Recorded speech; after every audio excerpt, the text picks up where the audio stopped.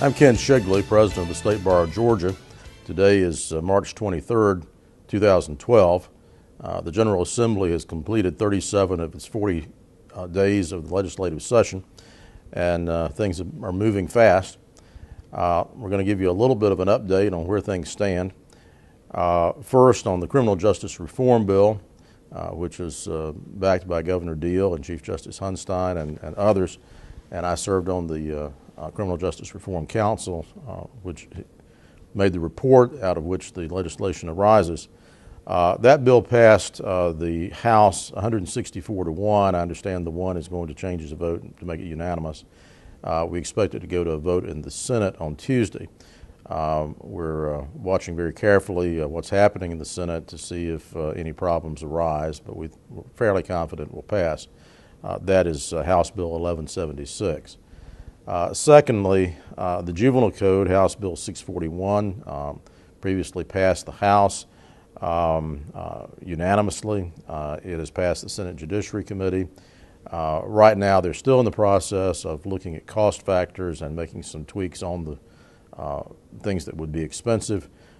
We're keeping our fingers crossed that can carry through.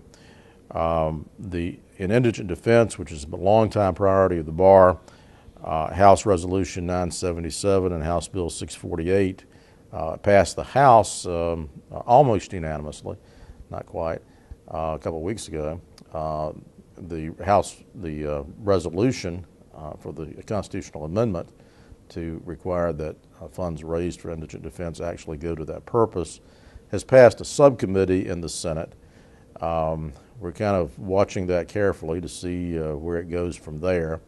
However, the budget includes $40 million of the $41 million being currently raised for indigent defense, and there's some sentiment that that may be good enough. So we'll be watching that in the remaining days of the session. Tom?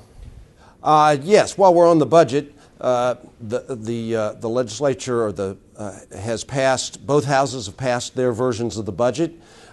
They are very similar. In fact, they're identical when it comes to some key issues, funding issues that we've been looking at. The Senate passed a version of the budget that has nearly $2 million for victims, legal services for victims of domestic violence.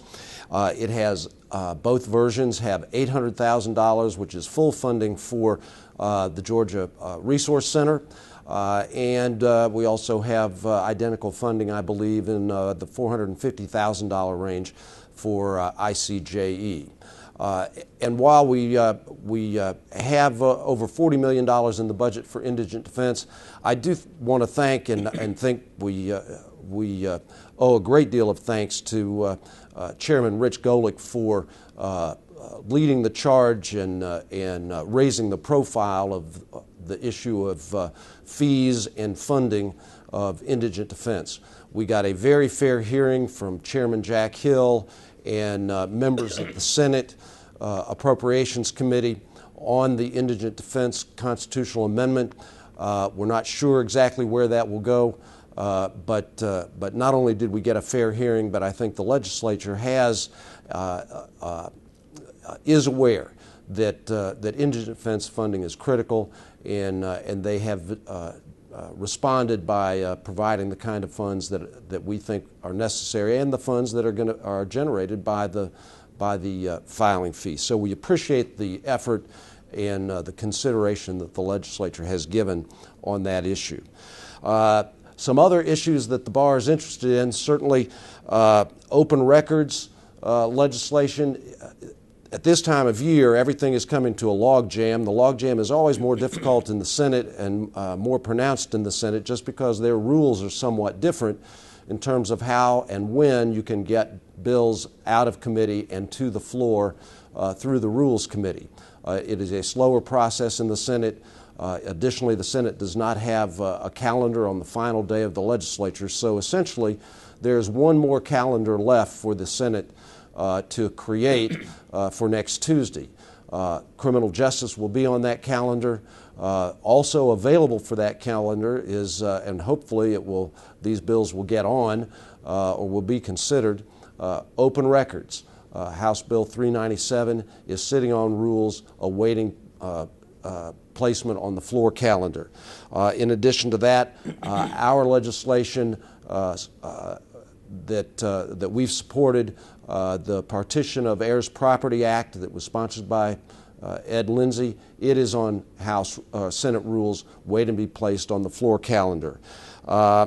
House Bill 100, one that you have followed. The bar's not taken a position on this one, but the legislation that creates the tax tribunal in the Department of Revenue is awaiting placement on the calendar for the floor in the Senate for next Tuesday. Also, the Juvenile Code is waiting to be placed on the calendar, as well as House Bill 899, which is the final elections legislation that confirms the judicial elections be held in the primary as opposed to November. And finally, on Monday's calendar in the House is Senate Bill 365. The bill that addresses witness closings, and also our legislation, the International Commercial Arbitration Act, is on the House calendar for Monday. So our legislation that is awaiting action in the House will be taken care of one way or another on the floor on Monday. So with that, we have 3 more days remaining.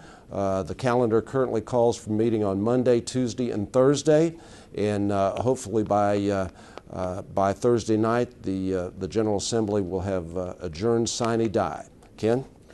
As Tom said, we expect the legislature to adjourn by the end of next week. Our next State Bar Board of Governors meeting is on Saturday of next week after the legislature expects to adjourn.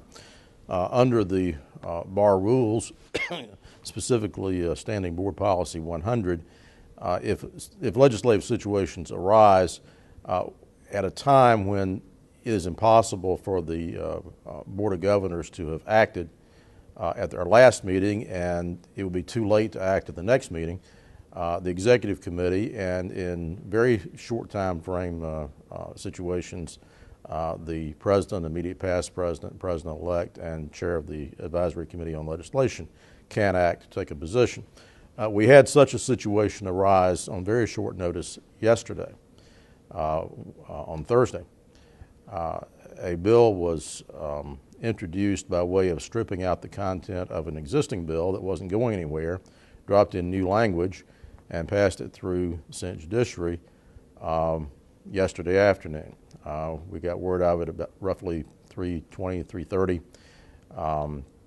and immediately convened at 4 o'clock a conference call of those 4 individuals plus our lobbyist. What that bill would do, and it's now the substitute for HB 149, is to once again go back to a system where national court reporting firms could give discounted rates to large clients, insurance companies, large companies, and so forth. There is a provision in there they would have to offer the same lower rates to other people in the same proceedings, but it would strip out any enforcement mechanism in the state of Georgia against court reporting firms that violate that. So it's basically an empty promise.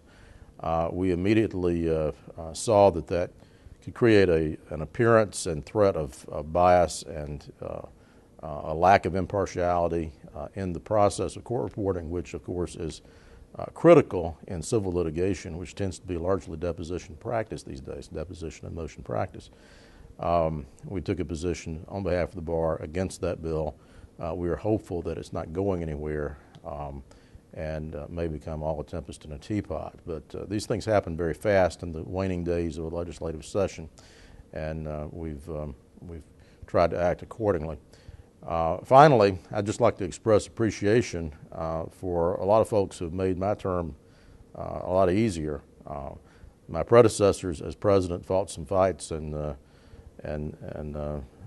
got some blood and bruises in doing so. And as a result, I think partially of that, we've had a very good time, a very congenial session. We've worked very well with Governor Deal's office, with various legislators. I'll mention Representative Wendell Willard, Chair of the House Judiciary Committee, Representative Rich Golick, Chair of the House Non-Civil Judiciary Committee. All the members of that committee have been very good to work with, or both of those committees. Of course, Senate Judiciary Chair Bill Hamrick and the members of his committee have all been very pleasant to work with. We've had a very good working relationship this year.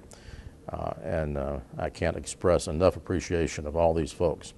We'll have a final wrap-up webcast after the end of the session to go over everything that happened of interest to the bar during the 2012 legislative session, and that will probably be in about 10 days. Thanks.